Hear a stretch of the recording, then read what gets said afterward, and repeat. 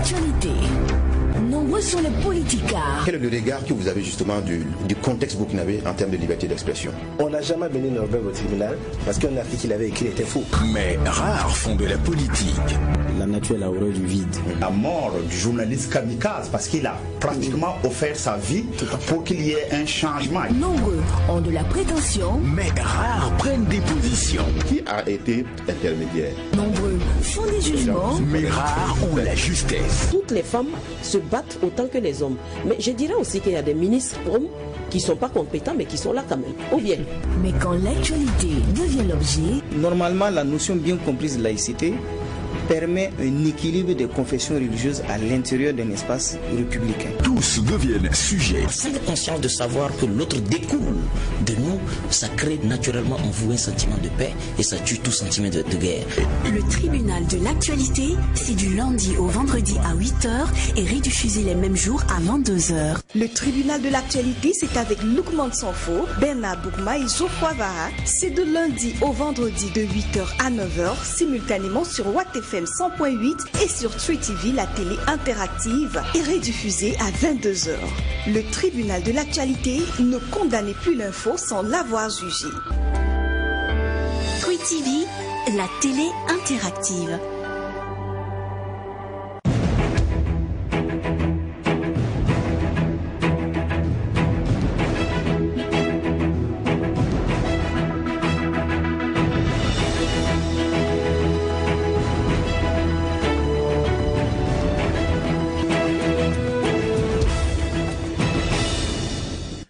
Mesdames, Messieurs, bonjour à tous et merci de nous rejoindre pour cette émission Les Tribunaux de l'actualité. Ce rendez-vous majeur où sont jugés les faits majeurs de l'actualité entre approbation et condamnation, confirmation, vérité et dénégation, puisque nul n'a le droit de condamner qui que ce soit ou quoi que ce soit sans un jugement conséquent. Le rendez-vous, c'est du lundi au vendredi à partir de 8h pour les directs, rediffusés les mêmes jours à partir de 22h sur Watt FM et sur True TV, sans oublier la plateforme internet accessible sur infowacat.net. Merci de votre fidélité.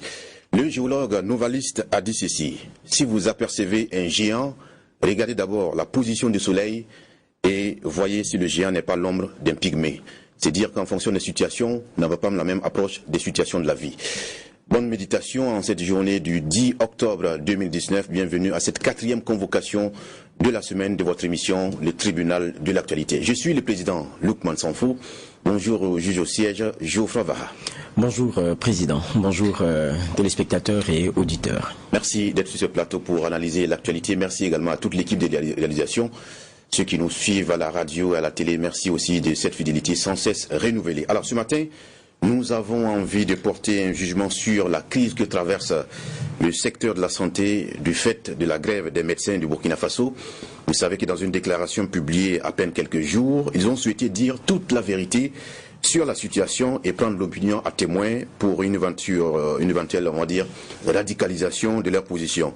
Alors, la déclaration étant kilométrique et donc pas accessible à la compréhension de tous, nous avons souhaité les convoquer pour qu'ils viennent dire de vive voix ce qui a été couché sur le papier. Et ce matin, c'est plutôt Dr Traoré Idriss qui est notre invité ce matin. Bonjour. Bonjour. Vous êtes le chargé à la formation du secrétariat exécutif national du CIMEB, le syndicat national des médecins du Burkina, c'est cela? Oui. Merci de répondre à notre convocation. Mesdames, Messieurs, voici la première partie, les avant-propos.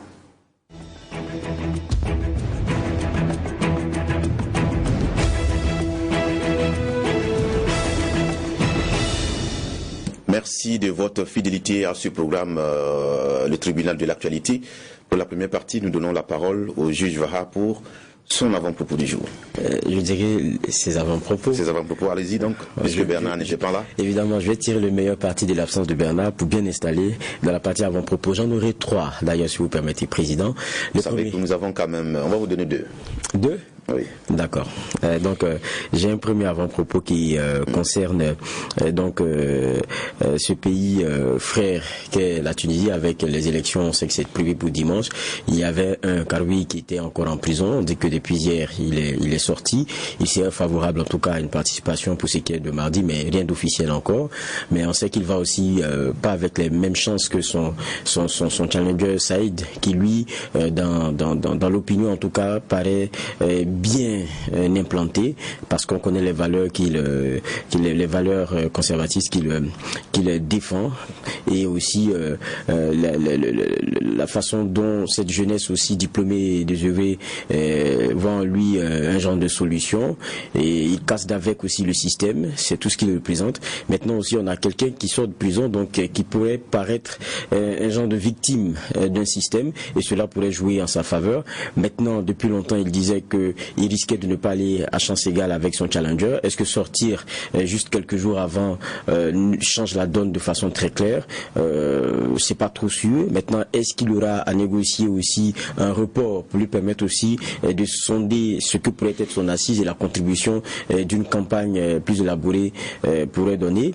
C'est ce qu'on attend de voir. J'ai dit j'en avais 3, vous avez dit 2. Je vais partir donc au Mali pour faire une petite brèche. Il y a eu à Sévaré une grande manifestation pour le départ encore des forces étrangères. Hier, on posait le débat ici concernant la manifestation contre l'impérialisme voulu à Ouagadougou, qui n'a pas eu une oreille attentive du côté de la mairie. Je rappelais que les conditions maliennes et même celles de certaines localités où des manifestations se tiennent ne sont pas bien plus intéressantes ou plus confortables que celles de Ouagadougou.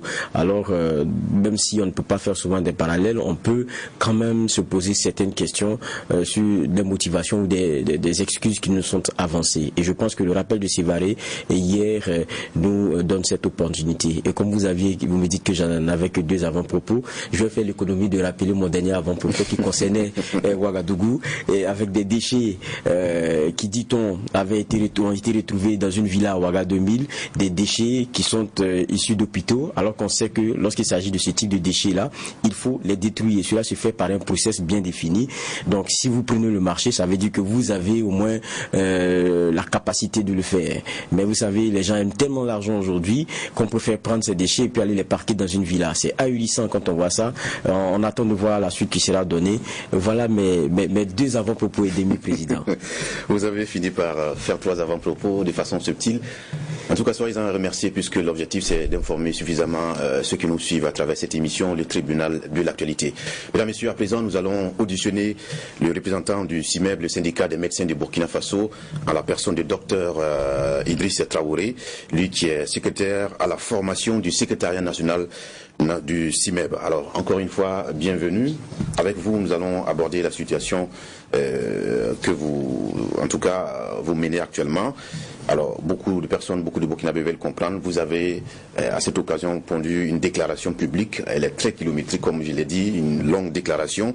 Donc, nous souhaitons vous entendre de vive voix. Alors, pour commencer, qui sont les signataires de la présente déclaration? Est-ce simplement le CIMEB ou bien d'autres syndicats en annexe? Ok, merci bien.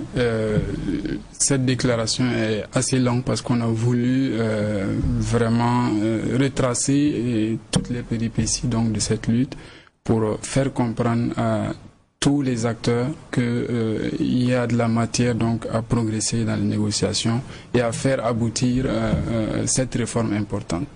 Les signataires, c'est le CIMEB. Il n'y a pas d'autres structures en association parce que la situation ne concerne pas seulement que le CIMEB, on le sait. Oui, la situation concerne tous les agents de santé, donc tous les syndicats du secteur de la santé. Vous verrez dans la déclaration que les différents acteurs sont à un moment ou à un autre en tout cas mis en exergue. Cependant, nous avons voulu les signer en attendant bien sûr que pour ce qui concerne les actions, vous savez bien que nous le menons avec 3 autres syndicats, à savoir le syndicat le syndicat autonome des infirmiers et infirmières du Burkina, le syndicat des sages-femmes, moéticiens et accoucheuses auxiliaires, et puis le syndicat des travailleurs donc de l'administration hospitalière. Justement, c'est pourquoi nous n'avons pas compris cette démarche esselée, quand on sait que pour bien des situations, vous avez mené une déclaration concertée et commune. Alors, il ne s'agit pas d'une démarche esselée, elle a été bien concertée, mais n'empêche que pour la signature, c'est la signature du CIMEB qui porte. D'accord. À l'entame de la déclaration, on voit que vous vous offusquez des propos tenus par Madame le ministre en charge de la Santé aux États-Unis. Qu'est-ce qu'elle a pu bien dire qui vous a touché à tel point? Alors, ces propos rapportés donc par un organe de presse de la place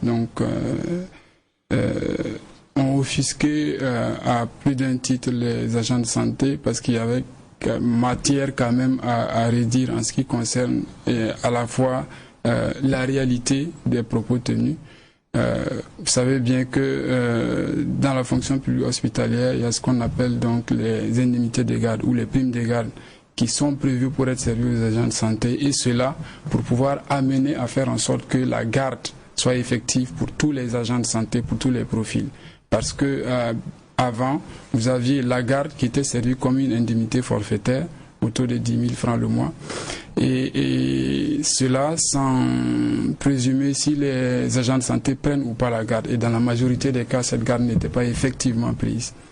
Et donc, la fonction publique hospitalière a opté de faire en sorte que cette garde soit effective. C'est-à-dire que si vous n'avez pas pris une garde, vous n'avez pas cette prime de garde. Et les propos de Madame la ministre tendent à dire que le montant est à 25 000. Pourtant, dans le décret portant grille indemnitaire, cette prime de garde est au maximum, parce qu'elle est graduelle en fonction du profil. Cette prime est au maximum à 15 000. Et puis, ces propos aussi tendaient à faire croire que les agents de santé ne font pas le travail, alors que si vous partez dans les formations sanitaires aujourd'hui, rien que du fait que les discussions aient été entamées, la plupart des agents de santé prennent effectivement cette garde-là. Donc, sans même être payés, sans même savoir s'ils vont être payés, les gens ont compris que c'était une réforme assez importante pour eux-mêmes, et donc cette garde est assurée, y compris par les professeurs d'université. Et donc, c'est pour cela que ces propos ont un peu offusqué les gens en ce qui concerne donc son contenu. D'accord. Alors, autre question de généralité, nous avons vu que, au regard de la nouvelle trouvaille de certains syndicats qui sont en mouvement sans pourtant le dire et sans pourtant l'affirmer, trouvent des subterfuges pour pouvoir se faire entendre. Alors, il y a souvent des actions qui ne sont pas des grèves, mais vous avez tenu à préciser que vous êtes en grève, vous n'êtes pas en mouvement d'humeur, et ce n'est pas une grève de zèle, ce n'est pas une grève perlée. Alors, qu'est-ce qui justifie, qui motive justement cette position? Alors, cette position est motivée par plusieurs faits. C'est d'abord que c'est la réalité, comme j'ai dit dans la déclaration, nous avons tenu à réclamer. Vous assumez que vous êtes en grève? Nous sommes en grève, nous l'assumons. Il s'agit d'une grève des activités dites programmées, c'est-à-dire que les consultations programmées, les activités chirurgicales programmées, non différables, que nous ne menons pas, mais de ces activités programmées, nous avons même exclu ce qu'on appelle les activités relevant des prescriptions contraintes du règlement sanitaire international, c'est-à-dire la prise en charge des catastrophes. Nous avons exclu la vaccination, le MILDA, la chimioprophylaxie saisonnière pour les enfants. Nous avons exclu de fait toutes les situations particulières dans les régions du Burkina. Ça veut dire que les médecins d'une région peuvent ne pas du tout faire grève s'il y a une situation qui s'y prête. C'est ainsi qu'au Centre-Nord, même les consultations, nous avons demandé aux militants d'assurer toutes les activités programmées, sans exception, parce qu'il s'agit de zones où véritablement nous savons bien la situation sécuritaire, nous savons la situation des déplacés, et il n'est pas, j'allais dire, déontologique de mener des actions de grève de ce genre dans ces zones. Et donc, ceci étant dit, nous avons tenu à préciser qu'il s'agit d'une grève parce que nous avons déposé un préavis en bonne et due forme avec le délai réglementaire, que nous n'avons reçu aucune notification de refus ou en tout cas de contestation de cette grève. Voilà. D'accord. Geoffroy Vahar, des questions d'entrée?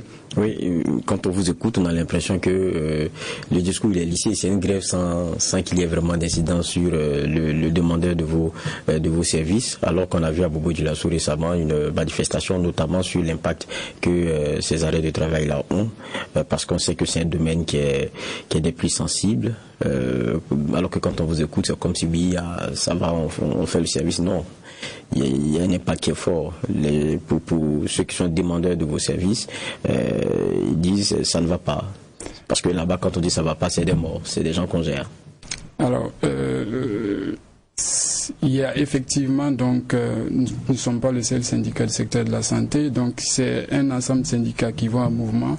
Bien sûr que les formes de lutte divergent. Donc, et ceci dit effectivement, dans le secteur de la santé, une crise importante que personne ne peut nier, qui est que certains services de base, je prends le cas de la transfusion où la production des poches de sang a été réduite de 200 à 60. Je prends le cas de l'activité chirurgicale dans les CMA et dans certains CHR qui est à l'arrêt, parce qu'il y a un autre mouvement qui est celui des attachés de santé, donc qui bloque de fait les activités, y compris les activités d'urgence. Et donc, il y a le blocage des données sanitaires, donc qui ne permet pas forcément aujourd'hui d'anticiper sur les questions d'épidémie ou autres, mais ces activités ne sont pas le fait du CIMER. C'est d'ailleurs cet amalgame que nous avons. C'est pas le fait des médecins, c'est pas les médecins qui bloquent les données sanitaires, c'est pas les médecins qui réduisent l'offre transfusionnelle, c'est pas les médecins. Donc après, vous dites, ce qui est en train de se passer, c'est pas vous, hein, c'est les autres syndicats. La déclaration et le préavis de grève sont clairement là pour lever tout équivoque en ce qui concerne le mouvement du CIMEB et des 4 autres syndicats associés. Mais pourtant, vous aussi, si vous êtes en grève, ça veut dire que pour ce qui est des services qui sont attendus de vous, on sait ce que représente le médecin dans cette chaîne-là. C'est une place essentielle. Si vous ne travaillez pas, c'est clair qu'il y a une incidence, il y a un impact qui est fort. Alors, il est important de préciser une chose. Il n'est pas dit que nous ne travaillons pas du tout. C'est pour ça que j'ai tenu à préciser le contenu. Quand vous regardez notre grève, les activités programmées, en gros, pour un médecin comme moi dans l'hôpital, j'ai une matinée, on va dire une demi-journée de consultation, 5 heures à peu près. J'ai l'équivalent en 2 journées au bloc opératoire. Et quand vous faites le cumul de tout ça, dans le mois, en cumulant les heures, ça fait à peu près 2 journées et demie ouvrées de travail que nous grèvons. Ce qui n'est pas rien. C'est pas rien, mais si vous regardez la forme que nous avons envisagée, nous prenons en charge tout ce qui ne peut pas être différé. Ce qui veut dire que nous gérons toutes les urgences, les interventions d'urgence et même certaines activités programmées. Quand vous êtes enceinte et que vous devez avoir une césarienne et que c'est programmé, vous êtes prise avant que vous alliez dans le cadre de l'urgence. C'est-à-dire que nous avons pris toute la mesure et nous avons pris toutes les mesures nécessaires pour justement que le poids ne pèse pas tant sur les populations en ce qui concerne donc nos actions de lutte. Et c'est important de lever cet équivoque parce que les propos tendent à faire croire effectivement que les agents de santé sont sans vergogne et ne respectent pas le code de déontologie. Du reste, nous disons que pour ce qui concerne toutes les formes de lutte, à partir du moment où le gouvernement donc est avisé, c'est au gouvernement de mettre en place les mesures qui s'y est pour éviter justement que les populations ne paient un lourd tribut aux différentes actions des syndicats. Et lorsque vous dites ça, on a des cas, qui sont souvent appelés. On dit, on a eu des problèmes parce que les médecins n'étaient pas là. Quand vous dites 2 jours et demi, ça concerne les médecins. Oui. Bon, quand vous allez multiplier par le nombre de médecins, vous voyez ce que ça fait. Les cas qui peuvent arriver parce que les médecins ne sont pas là, c'est quelqu'un qui a un problème qui n'est pas urgent, qui n'est pas vital pour lui. Mais est-ce que les urgentistes ne nous avaient pas rejoints? Les médecins qui sont dans les services d'urgence justement assurent 24 sur 24 les services d'urgence. Mais on nous a dit que les urgentistes vous avez rejoint, c'est vrai ou pas? Les médecins urgentistes. Tous les médecins participent au mouvement à différents niveaux. Le CIMEB, c'est l'ensemble des médecins, sauf ceux qui ne se réclament pas du syndicat. J'ai dit, et donc les urgentistes aussi vous ont rejoint? Les urgentistes font grève, mais font grève du programme. Pour ce qui concerne les urgences, elles sont prises en charge. Je le répète, si vous allez aujourd'hui à Bogodogo, que ce soit à 2h du matin, à 4h du matin, vous allez aux urgences médicales, vous trouverez un médecin. Vous allez en maternité, vous trouverez un médecin, gynécologue. Comment un urgentiste fait grève alors? Justement, c'est ce que nous voulons expliquer, que clairement, il y a des secteurs où on ne fait pas grève. Quand vous allez aux urgences, le médecin, dans un hôpital, il a 3 grandes activités. C'est l'activité de consultation programmée, c'est l'activité de prise en charge donc, des urgences et des malades hospitalisés, faire la visite des malades hospitalisés, revoir les traitements, et puis vous avez l'activité de garde. Ces 3 activités-là, laquelle nous ne menons pas, c'est juste l'activité de consultation programmée. Et la consultation programmée, c'est des pathologies qui peuvent attendre des mois, qui peuvent attendre des semaines. Quand c'est urgent, nous ne faisons attendre aucun patient. qui a besoin d'être pris en charge en urgence. Donc vous comprenez bien que le médecin qui est aux urgences, c'est son activité de consultation qui ne concerne pas clairement le service d'urgence qui est pris en compte. En clair, ça veut dire que celui qui n'est pas urgent aujourd'hui va attendre d'être dans l'urgence pour venir être traité. Justement, que son cas soit dans l'urgence pour être traité. Pas forcément, parce que c'est ce que je viens de vous expliquer. Une femme qui est enceinte, qui a une on sait qu'elle va être césarisée, soit du fait de la grossesse, soit du fait qu'elle ait déjà été césarisée ou pour quelque raison que ce soit. À partir du moment où on sait qu'elle va être césarisée, c'est inutile d'attendre qu'elle rentre dans l'urgence. On prend en charge ces situations-là. C'est pour cela que nous disons qu'en réalité, pour tenir au mot, nous ne faisons pas les activités différables. Les activités qui ne peuvent pas être différées, mais vous dites que quand c'est pas dans l'urgence, vous ne gérez pas. C'est quand c'est dans l'urgence que vous gérez. Donc il y a le cas par cas que vous regardez. Donc il y en a qui s'en vont en attendant d'être dans l'urgence pour revenir. Non, c'est pas au cas par cas. C'est ce que pour dire simplement. Les activités que nous avons dit programmées, nous avons fait des exclusions. Et de ces exclusions-là, vous avez les situations où on sait que si elles tardent, elles vont rentrer dans l'urgence. Et donc c'est le cas le plus simple qui est de ma pratique courante, c'est ce que je vous ai expliqué, par exemple les césariennes. Juge, si vous convenez, avant de parler des manifestations de cette grève-là, il convient de rappeler justement le processus d'examen de votre situation. Alors, vous avez dit dans la déclaration que vous avez fait montre d'une patience légendaire. Cela suppose que la situation perdure depuis un bout de temps et qu'il n'y a pas d'évolution particulière. Est-ce qu'on peut rappeler justement les différents pans de cette négociation avec le gouvernement? Alors, tout d'abord, c'est bon de rappeler effectivement la particularité du service public de santé qui fait que justement la réforme qui est en train d'être menée était vraiment attendue. En 2015, donc, vous avez eu les élections, vous avez vu clairement les candidats se positionner sur cette réforme. Et donc, après ça, en réalité, les choses ont véritablement débuté à partir de novembre-décembre 2016, avec les États généraux des hôpitaux qui ont fait une recommandation forte pour aller vers cette réforme. Et donc après les États généraux des hôpitaux, 3 mois après, c'est fin janvier, précisément le 31 janvier, qu'il y a eu la première rencontre pour l'élaboration donc du texte de la fonction publique hospitalière. Et dès février, donc les travaux ont débuté et cela a abouti et les travaux ont été menés avec tous les acteurs, l'État étant une continuité. Vous aviez des représentants de la présidence du FASO, du Premier ministère, du ministère des Finances, du ministère de la fonction publique, du ministère de la Santé. Et donc tous les acteurs, les syndicats, les ordres professionnels étaient représentés. Et donc ces travaux ont duré quasiment une année pour aboutir donc à l'adoption de la loi en décembre. Et une fois la loi adoptée en décembre 2017, il fallait donc aller vers l'écriture des différents décrets, la loi 057 qui a été votée par l'Assemblée nationale en décembre. Je crois précisément le 19 décembre 2017. Et donc, après donc, le vote de la loi, et les négociations se sont poursuivies pour ce qui concerne donc, les différents textes d'application et principalement les décrets portant grille indiciaire et grille indemnitaire. Et le 31 janvier 2018, donc, un accord était signé entre le gouvernement, avec à l'époque le Premier ministre, le ministre de la Santé, le ministre de la Fonction publique, le ministre des Finances qui étaient représentés.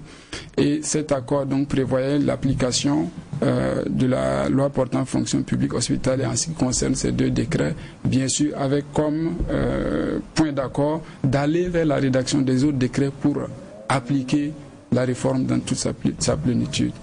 Et puis, dans la foulée, le ministre de la Santé a annoncé que l'application, puisque les différentes grilles devaient être pour application à partir du 1er janvier 2018. Mais les négociations ayant duré assez longtemps, donc il était prévu que l'application soit pour juin 2018. Et les négociations se sont poursuivies jusqu'à ce que les agents de santé ayant attendu en vain, il n'y avait pas d'application. Jusqu'à en février-mars 2019, où l'ensemble des acteurs, notamment les partenaires sociaux, ont vu une sorte de stagnation des négociations. Et donc, cela nous a amené à mener diverses actions. C'est ainsi qu'en avril, nous avons commencer par une déclaration donc pour rappeler au gouvernement donc les engagements et rappeler aussi l'importance de cette réforme pour le secteur de la santé. Et puis ensuite, il y a eu une note d'interpellation donc qui a été remise au ministre de la fonction publique, du travail et de la sécurité sociale. Et puis après encore, vous avez eu des actions de grève, notamment une grève d'avertissement le 22, 23 et 24 mai, 112 heures, avant laquelle nous avons procédé au dépôt d'un mémorandum dans toutes les 13 directions régionales du Burkina. Et puis après ça, bien sûr, donc, ne voyant toujours pas venir des négociations franches qui ouvraient la voie à l'application, nous avons été vers une grève d'une semaine, donc en fin juin, début juillet, du 30 juin au 7 juillet. Et c'est à l'issue de cette grève que nous avons annoncé la grève actuelle, qui est la grève donc des activités dites programmées. Alors, quand je regarde effectivement dans la déclaration, vous avez pris le soin de rappeler vous-même les différents moments où vous êtes allé en mouvement, soit en sitting ou en grève directe. Tout porte à croire que cette année-là, vous avez décidé d'en finir avec votre situation, on va dire, avec tous les risques qu'on peut connaître au forceps, si on peut le dire. Alors, tout à l'heure, j'ai rappelé les différentes péripéties, mais pourquoi en avril, les partenaires sociaux ont commencé à s'inquiéter? Parce que nous avons vu arriver un nouveau leadership au ministère de la Santé avec un discours qui tendait à faire croire que la réforme ne doit pas s'appliquer, qui tendait à faire croire que certains points de la réforme n'étaient pas bons pour le système de la santé. Nous comprenons bien que toute réforme peut effrayer les gens, mais quand vous regardez dans le secteur de la santé, nous avions eu la déclaration d'Alma Ata en 67-68 qui a posé les jalons du développement des systèmes de santé en Afrique, et puis vous avez eu la déclaration de Bamako en 87 qui axait sur la santé publique. Aujourd'hui, quand on fait le diagnostic du système de santé au Burkina, quel est le véritable problème? Le système dit de santé publique marche assez bien, on arrive à mener des actions de prévention. La preuve, même si l'espérance de vie justement n'a pas bondi, on voit bien que les gens vivent sont assez mieux en termes de prévention du paludisme. Vous voyez toutes les activités, les vaccinations et tout sont assez bien menées. Par contre, le véritable problème aujourd'hui, les gens n'ont pas accès aux soins. Les gens n'arrivent pas à se faire soigner parce que les systèmes de santé, les hôpitaux ont mal. Les hôpitaux au Burkina vont très mal. Et donc, cette réforme-là vient en quelque sorte redynamiser les hôpitaux. Et quand vous avez un leadership qui tend à faire croire que c'est une réforme qui va mettre le système de santé du Burkina à terre, vous comprenez bien que les acteurs de terrain qui connaissent bien le système soient offusqués et décident donc de porter haut cette réforme, qui du reste, il faut le rappeler, est contenue quelque part dans le programme du président du FASO, est contenue dans le PNDS, et justement parce que les acteurs avaient compris que c'est une réforme importante à mener. Quand on vous écoute, j'ai l'impression que vous nous dites que avec le nouveau leadership, il y a un rétropédalage qu'on veut faire. Alors que quand on regarde, il y a beaucoup d'autres dossiers qui ont évolué un peu plus difficilement, hein, parce qu'on écoute aussi et on reçoit beaucoup de syndicats ici. Les grandes dates pour vous, c'est quoi? C'est le 7 novembre, les 6 et 7 novembre pour la loi 057 portant sur la fonction publique. Après, les choses tardent un peu. On arrive au Conseil des ministres de mars 2016 qui instruit donc les ministres concernés d'engager les concertations pour la mise en place d'une fonction publique hospitalière. Et puis en février 2017, il y a le comité technique interministériel qui est mis en place. Et puis ce qui est bien, dans ce qui est décrié habituellement ailleurs, chez vous, vous avez au moins, comment dire cela, la précaution du caractère participatif dans les discussions. Tout le monde est représenté, ministère de la Santé, fonction publique, sur les finances, et évidemment les 6 syndicats du secteur de la santé. Il y a un travail qui est fait, et à la fin, on tombe aux alentours de quoi 2017, décembre, à l'unanimité par les 105 députés, on a adopté ce qui devrait l'être. Vous demandez maintenant que ça soit appliqué. Mais quand on regarde, il y a une volonté d'aller à cette fonction publique hospitalière là. Il y a une volonté très affirmée. Est-ce que vous voulez dire que le ministre aujourd'hui a décidé de balayer tout ça du revers de la main, c'est pour ça que vous sortez? Nous pensons honnêtement qu'il est impossible de balayer cette réforme du revers de la main pour une des raisons les plus simples. C'est le diagnostic, il est clair. Vous regardez le PNDS, le diagnostic a été clairement posé. Et les réformes voulues par la fonction publique hospitalière, quand vous regardez les différents axes du PNDS, vous comprenez bien, surtout au niveau de l'axe 2, que véritablement cette réforme est attendue. Donc nous pensons qu'elle ne peut pas être balayée du revers de la main. Mais nous disons que les acteurs du secteur de la santé ont attendu suffisamment longtemps. Comme j'ai dit, c'est depuis 2015 que cette réforme a été annoncée. Les travaux ont abouti en 2017, nous sommes en 2019. Elle devait être appliquée à partir de janvier 2018. Les syndicats ont consenti que, vu les contraintes de l'époque, elle soit appliquée à partir de juin. Les syndicats avaient demandé que même si l'application intégrale ne peut pas se faire, mais qu'elle soit commencée. Et jusqu'à présent, elle n'a pas véritablement commencé parce que 95% des acteurs du système de la santé ne sont pas encore impactés par cette réforme. Il n'y a que 4% qui sont impactés et ce n'est pas acceptable. Et c'est pour cela que les agents de santé ont décidé. Et quand vous voyez les méthodes Lulu, c'est vraiment graduel. C'est des déclarations d'interpellation, c'est des notes d'interpellation, des dépôts de mémorandum. Jusqu'à ce que les discours nous amènent justement à entamer cette grève. Vous avez des grèves de 72 heures, vous avez eu des marches, vous avez eu des arrêts de travail d'une semaine, juste après même la marche, en intervalle d'une semaine.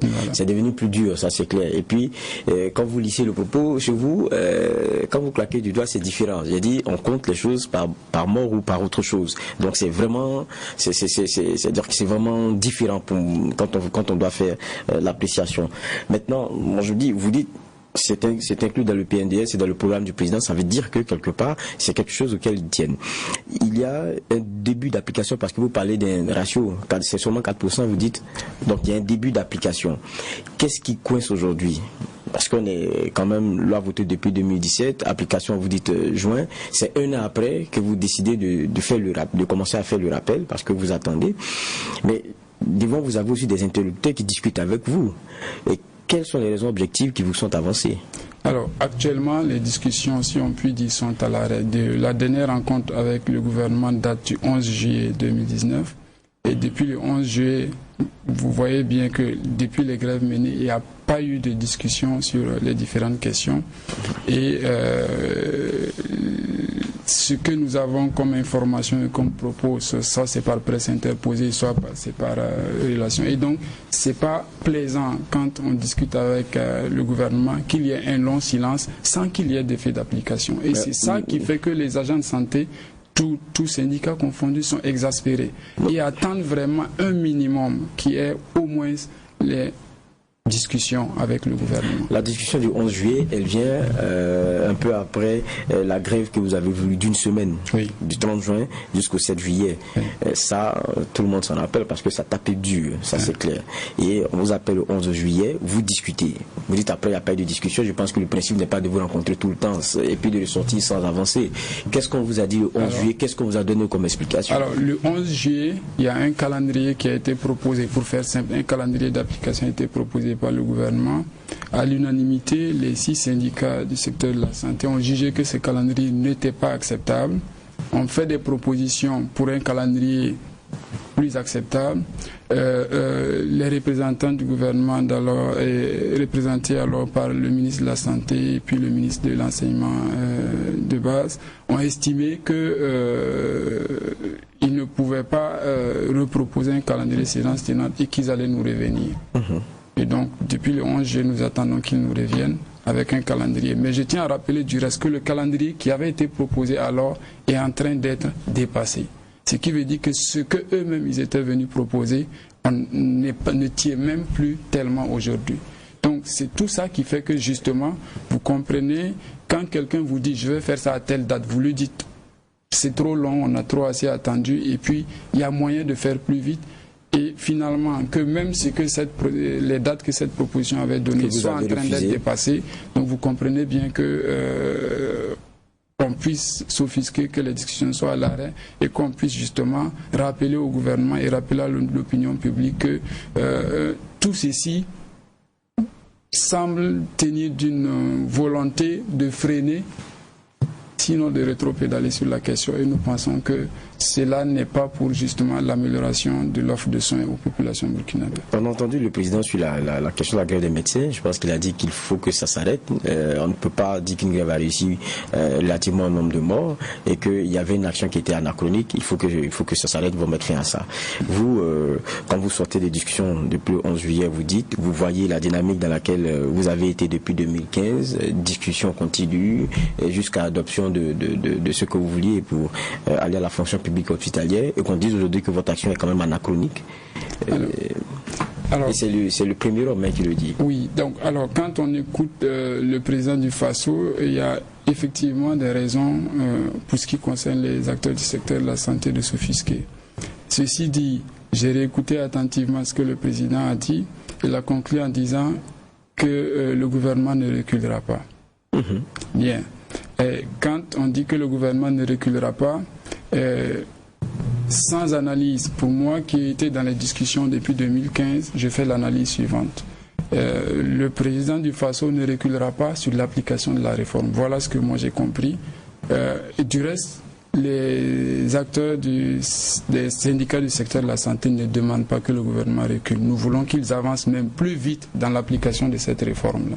Et donc, nous disons au président que nous avons entendu, nous attendons de voir qu'il ne recule pas, mais qu'il avance plus vite. Mais il y a un ras-le-bol aussi qu'il exprime relativement à votre action, qu'il dit déjà anachronique.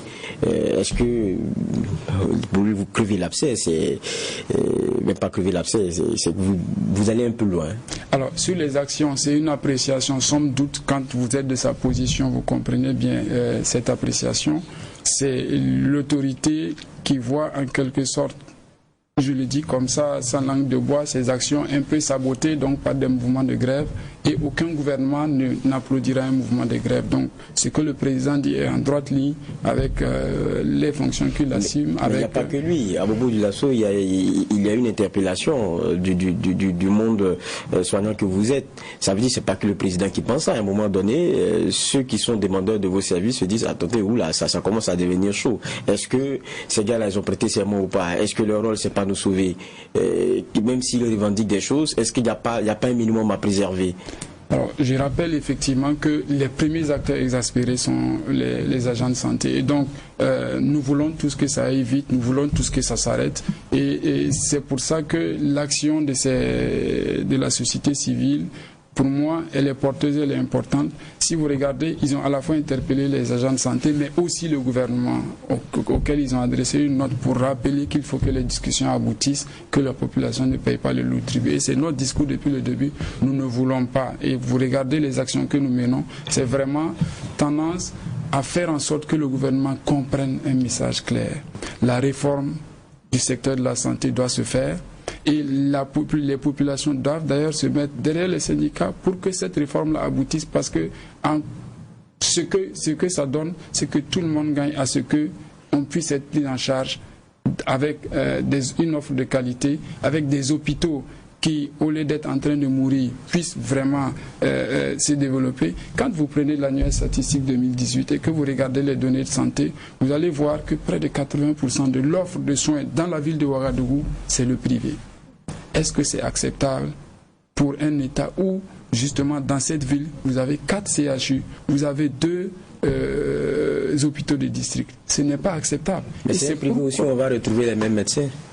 Eh bien, justement. C'est privé où on va retrouver les mêmes médecins qui sont en revendication ailleurs. Justement, quand vous avez un système de soins publics, vous prenez l'hôpital Yalgado où vous l'avez tout suivi, l'activité de chirurgie viscérale a été fermée pendant des mois, presque une année, plus de 8 mois. Est-ce que vous pensez que les médecins doivent croiser les bras et regarder les patients mourir, ou est-ce que vous pensez qu'ils doivent aller là où ils ont les moyens de les prendre en charge? C'est ça l'équation. C'est pas seulement par philanthropie qu'ils y vont, ils sont bien payés là-bas. C'est pas seulement par philanthropie, exactement, mais c'est justement parce qu'il n'y a pas cette offre dans le public. Et si vous voulez, vous avez beaucoup d'examens aujourd'hui. Quand vous prenez l'IRM, Il n'y en a pas dans le système public. Est-ce que vous pensez que les radiologues doivent s'asseoir dans le public et regarder les patients qui viennent et demander IRM pour dire on ne peut pas? Ou est-ce que vous pensez qu'ils doivent prendre leur moyen de déplacement et aller dans le privé et faire les examens pour le bien de ces patients? Les médecins en question, on ne retrouve pas des médecins dans le privé que dans les services qui n'existent plus dans le public ou pour lesquels il y a des problèmes. Même là où les services fonctionnent dans le public, on les retrouve encore dans le privé lorsqu'ils sont en arrêt ailleurs. Aujourd'hui, la majeure partie des agents de santé qui font le privé le font à leurs heures privées. Et c'est à leurs heures non ouvrables. Et donc, j'entends bien, comme dans tout secteur, vous avez des brebis galeuses, c'est normal qu'il y ait des gens qui ne suivent pas les codes. Mais dans le principe, la plupart des agents de santé font leur activité privée hors heure ouvrable, ce qui veut dire qu'ils font du travail supplémentaire. Et c'est d'ailleurs ça que nous décrions. Parce que l'agent de santé, pour pouvoir payer l'école de ses enfants, assurer la santé de sa famille, doit justement fournir plus d'efforts. Après ses heures de travail au public, aller travailler au privé pour gagner un peu, pour pouvoir soigner. Et ce n'est pas, comme j'ai dit, que pour gagner un peu, parce que pour maintenir ses connaissances et sa pratique, si un radiologue au Burkina qui a bien appris à faire l'IRM, qui sait interpréter et tout, ne peut pas le faire parce qu'il n'a pas au public, vous voulez qu'il s'asseye et qu'il regarde? Donc il y a différentes raisons qui font que... J'aimerais bien vous couper parce que les difficultés que vous égrenez, la majorité, les Burkinabés les connaissent, parce qu'ils sont souvent aussi demandeurs de ces services-là. Moi, j'aimerais qu'on revienne sur la fonction publique hospitalière, telle qu'on écoute la plaidoirie que vous faites, tel que décrit, c'est vraiment la panacée pour un système de santé plus opérationnel au Burkina Faso. Mais quand on regarde aussi l'intérêt pour les autres syndicats, à savoir le SYNCHA, on voit qu'ils n'ont pas la même passion de défense de ce programme-là que vous, les médecins. On a comme l'impression que c'est l'affaire vraiment des médecins, ce qui pourrait justifier un peu la réticence, sinon la prudence du gouvernement que vous appelez retour pédalage. Alors, c'est pas que l'apanage des médecins, c'est pas que les médecins qui veulent. Vous êtes journaliste, vous pouvez aller dans les hôpitaux et demander aux agents, vous verrez que presque tous les agents attendent cette réforme. La question des syndicats est toute autre et c'est normal parce que le SYNCHA, avant l'élaboration des textes portant fonction publique hospitalière, avait eu un protocole d'accord en mars 2017 signé avec le gouvernement et donc ils axent plus leurs actions sur ce protocole d'accord. Mais si vous regardez du reste, plusieurs points de ce protocole d'accord ont été renvoyés à la FPH. Donc ils attendent aussi l'application de la FPH pour la résolution de certains points contenus donc dans les plateformes. Ceci dit, donc je rappelle véritablement que c'est une solution, ce n'est pas la panacée. Tout dépend de comment elle va être appliquée. Tout dépend des différents tests qui vont l'accompagner. C'est pourquoi si vous regardez la plateforme, ce n'est pas que des aspects pécuniaires. Nous demandons à ce que tous les textes d'application de la FPH soient pris, notamment l'un des textes que nous pensons fondamentaux, c'est l'organisation du travail dans les services publics de santé. Et nous avions même souhaité à l'époque que ces textes soient pris avant le début d'application de la FPH. Parce que véritablement, ça aurait réformé le visage des hôpitaux. Et nous pensons aussi qu'il y a beaucoup d'autres points, comme l'équipement des hôpitaux. Aujourd'hui, les lois du marché veulent qu'on équipe un hôpital comme on équiperait sa maison. C'est des équipements spécifiques, il s'agit de la santé des populations. Et il est bon qu'on puisse avoir des équipements de qualité, ce qui n'est pas le cas aujourd'hui dans les services de santé.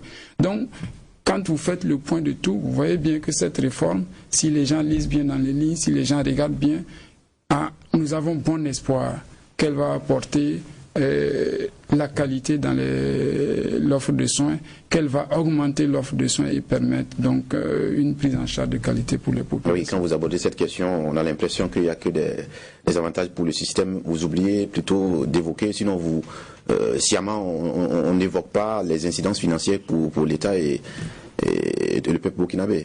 Alors, la santé fait partie, avec l'éducation, des secteurs dits sociaux. Et quand vous regardez les secteurs sociaux, c'est là où il y a le plus besoin d'investissement, mais où le retour direct sur investissement n'existe pas, ou en tout cas est très faible. Mais quand vous regardez les retours indirects, prenez le PNDS, vous voyez, c'est le développement du capital humain. Le capital humain est à la base de tout développement. Et en premier point, l'objectif 1 dit que c'est la santé, pour assurer la santé de la population. Deuxièmement, assurer leur éducation. Donc, c'est les secteurs sociaux, c'est normal qu'on ne voie pas le retour direct sur investissement, mais quand vous regardez le développement du commerce, quand vous regardez le développement du privé, ça vient d'où? Ça vient des secteurs sociaux. Si les gens n'ont pas eu la santé, n'ont pas eu l'éducation qu'il faut, ils n'auraient pas eu ce développement. Donc nous pensons véritablement que c'est bon de vouloir mesurer l'impact des réformes, mais vous savez bien qu'une réforme, son impact se mesure sur le long terme, sur le moyen terme, au moins sinon sur le long terme, et que pour des secteurs dits sociaux, l'impact c'est parfois sur des décennies ou des générations. Donc, une réforme coûte, il n'y a aucune réforme que vous allez mener qui ne coûte pas du tout. Une réforme coûte, et ça coûte très cher, mais c'est les effets attendus qu'il faut regarder, c'est le rendu aux populations qu'il faut regarder, et nous pensons que là-dessus, ce que coûte la FPH aujourd'hui ne vaut pas de très loin ce que ça va apporter au peuple burkinabé. Je pense que la question du président, si je me trompe, vous me dites, c'est que il y a un diagnostic qui est fait, mais dans le fond, on sait que le problème, il est plus profond que cela. La qualité de notre offre de soins, si on veut le voir se bonifier, il faut aller dans du structurel, parce qu'il y a un problème de fond. Mais en même temps que vous posez les problèmes qui sont de l'ordre structurel, c'est que dans le fond aussi, il y a l'amélioration de vos conditions de vie qui sont la réalité profonde, sur lesquelles, souvent quand on vous a sur des plateaux, vous préférez ne pas vous y attarder, alors que quand vous discutez, c'est ça aussi le problème souvent, quand on finit des discussions avec le ministère, c'est sur ces engagements clés-là qu'on ne s'entend pas et pour lesquels on sort bloquer la machine, et on dit à ceux que nous sommes les citoyens lambda que c'est parce qu'il n'y a pas de seringue, c'est parce qu'il n'y a pas de ceci, c'est parce qu'il n'y a pas de cela. Mais quand on rentre dans le conclave, c'est qu'est-ce que je gagne directement aussi de façon très claire. Bien sûr que quand vous mettez une organisation, pour faire simple, une entreprise en place, quelle que soit l'organisation que vous mettez en place, quelles que soient les conditions de travail que vous mettez en place, si votre personnel n'est pas motivé pour mener votre activité, l'entreprise ne va jamais se développer. Et donc clairement, ça fait partie des triptyques, l'un des pieds fondamentaux du développement de toute activité. Et donc la motivation reste un élément clé sur lequel justement, comme vous l'avez bien dit, les différents partenaires sociaux insistent tout le temps, parce qu'il ne s'agit pas que d'équiper les hôpitaux, que d'organiser le travail pour que tout roule bien. Si le personnel qui doit venir travailler n'est pas assez motivé, vous n'aurez pas le rendu qu'il faut. Et donc, nous insistons là-dessus, et de toute façon, comme vous dites dans les discussions, c'est ce qui ressort. C'est vrai que ça peut paraître une fausse pudeur que les gens ne le disent pas ou ne le mettent pas en avant, mais ça reste une réalité qu'il faut accepter et qu'il faut dire haut et fort à tout le monde. La motivation des agents de santé est l'un des piliers de cette réforme qui est attendue. Si vous n'avez pas des agents de santé motivés, ça au moins ça le mérite d'être plus clair. Et moi il y a un autre point, parce que je pense qu'on a encore 5 minutes, je voudrais de ne pas le poser. Quand on voit j'ai essayé d'imprimer pour venir, vous voyez un peu, j'ai même pas fini, c'est tellement volumineux. Tellement c'est volumineux. Il y a une bonne partie qui est consacrée à expliquer que ce qu'on pense être les conséquences d'arrêt de travail dans le domaine de la santé ne sont pas forcément de votre fait. Alors, maintenant, moi vous savez, nous ne sommes pas des puristes. Tous ceux qui portent des blouses, quand on vient, on l'appelle docteur. Donc nous, c'est un médecin qui a arrêté de travailler, c'est pas un médecin, c'est un infirmier, c'est ceci, c'est cela. C'est le malade qu'on a accompagné là. S'il doit repartir sans soin parce qu'il y a des grèves, c'est ça que nous retenons. C'est un médecin, ça c'est pas notre problème. Mais nous, on constate que ça ne va pas. Très bien. Et vous faites un long pour nous dire oui, mais c'est pas nous, c'est qui? Alors, c'est bien que vous ayez posé cette question, parce que le fait que ça soit long, c'est pour clarifier certaines positions et dire simplement, parce que vous avez des acteurs qui tendent, notamment le ministère, je l'ai dit comme ça, comme je le pense, qui tend à créer de l'amalgame. Et c'est cet amalgame que nous avons voulu lever, c'est pourquoi c'est assez long.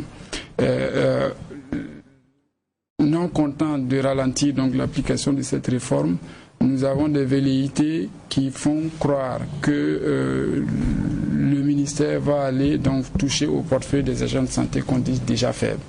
Et c'est pourquoi nous expliquons que justement, si on prend la grève que nous menons, c'est 2 journées et demie, et c'est pourquoi nous expliquons tout le chemin parcouru sur la réforme pour que le ministère comprenne que c'est des actions qui vont venir impacter durablement. Les acteurs les syndicats du secteur de la santé n'ont pas véritablement prévu de durcir le mouvement.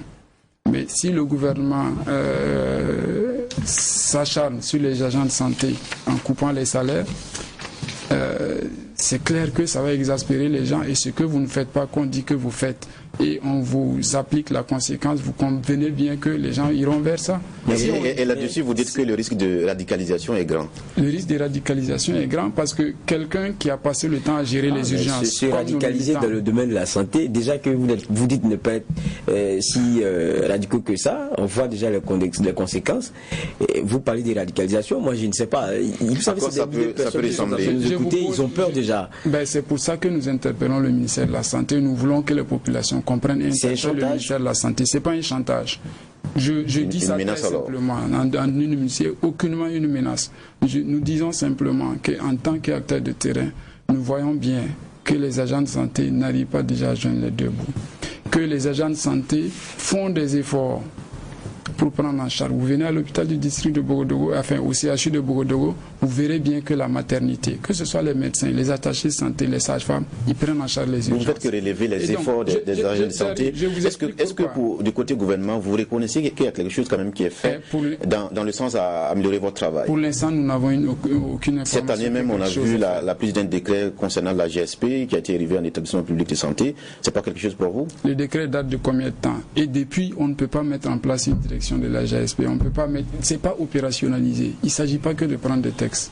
C'est pour ça que nous disons que nous avons trop longtemps attendu. Tous ces textes, on savait qu'on devait les prendre. Tous ces textes étaient prêts pour certains à un moment donné. Pourquoi attendre, les prendre et puis encore attendre des mois? Ça fait plus de 3 mois que ce décret dont vous parlez a été pris. Pourquoi attendre jusqu'à présent? Donc c'est pourquoi nous disons simplement que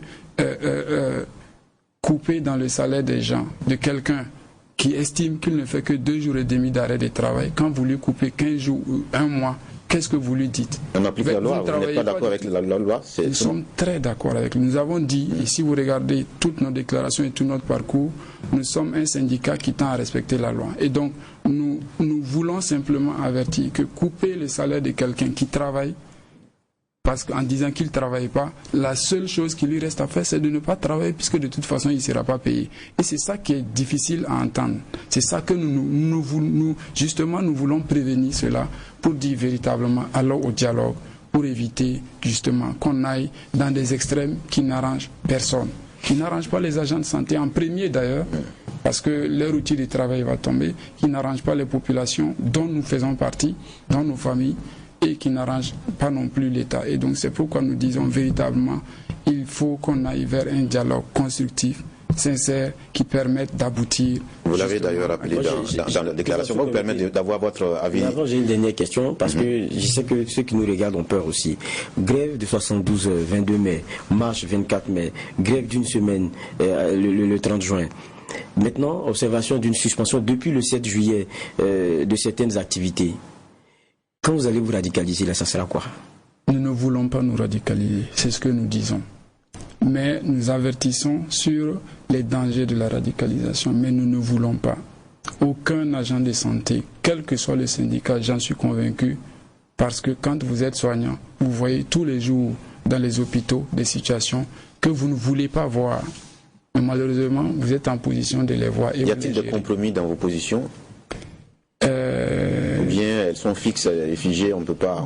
Si nos positions étaient fixes, nous serions restés dans notre coin sans prendre une déclaration et nous aurions attendu d'aller en mouvement. C'est pourquoi nous avertissons et nous demandons, et nous concluons par ça, nous demandons au gouvernement de faire en sorte que le dialogue soit restauré et qu'il soit sincère et qu'il fasse avancer sur les questions de réforme.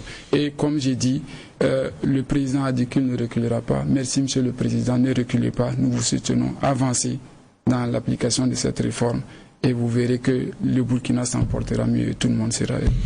D'accord, merci à vous Dr Traoré, vous avez été auditionné. On va permettre au juge Vaha d'avoir son regard conclusif sur cette audition. Oh, ce qu'on pourra dire, c'est quoi? C'est qu'on comprend la réalité qui est la leur. Pour passer souvent à Yalgado ou passer dans d'autres services publics, vous savez le dénuement des fois dans lequel il est. Il y a des bureaux dans lesquels vous allez, vous regardez un peu à côté, vous avez peur de choper une autre maladie là-bas en partant. Je ne parle même pas de là où vous serez hospitalisé. Il y a une réalité. Aujourd'hui, de l'offre de ce système de santé là qui n'est pas bon. J'ai dit, c'est pas une question de réflexion seulement, il y a une réforme structurelle à donner ça. C'est une question de long terme lorsqu'on parle de réflexion structurelle. Mais pour ce qui est des agents, je pense qu'il y a un effort aussi à faire. Et n'oublions pas qu'à chaque fois que nous débattons, il y a un effort que l'État a commencé avec certains agents. C'est ce qui a créé la vague comment on appelle ça, de requêtes qu'il y a eu après. Maintenant, quand vous avez pris des engagements, il faut aussi les respecter. Et surtout qu'on est dans un domaine qui est sensible, je crois qu'il faut travailler à trouver plutôt des terrains d'entente, faire bouger des lignes plutôt que de se braquer. Et du côté du syndicat des médecins et du côté de ceux qui nous gouvernent. Vous allez y mettre fin. J'espère que ça sera fin à la guéguerre. Et se dire que derrière, c'est des morts qu'on compte. Pas parce qu'on pense que c'est forcément le médecin, mais parce qu'on pense aussi que c'est un peu la réponse qu'on ne veut pas donner. Il y a un peu de tout ça. Et quand on finit d'écouter, moi j'ai un appel, ne vous radicalisez pas, parce que vous n'avez même pas encore fait, on a peur. Parce qu'on commence à ressentir déjà les conséquences. Et c'est tout ce qu'on pourra dire ici, c'est que les lignes bougent, que le demandeur de soins est moins de stress, est moins de plus que la qualité même de ce qu'on lui offre n'est pas déjà au niveau espéré. On ne peut que prier pour que les partis accordent les violons pour le bonheur des Burkinabés, parce que il y a déjà bien des conséquences comme ça. Merci à vous, Dr Traoré, d'être passé nous expliquer la situation, les positions surtout du CIMEB. Mesdames, Messieurs, on espère que vous avez pris note de tout ce qui a été dit dans cette émission. Sinon, on vous invite à lire encore une fois la déclaration parce que ça nous concerne tous. Alors, on vous retrouve donc demain pour la dernière convocation de la semaine du tribunal de l'actualité. Que la paix nous fasse la guerre, que la guerre nous fasse la paix. Au revoir. Merci.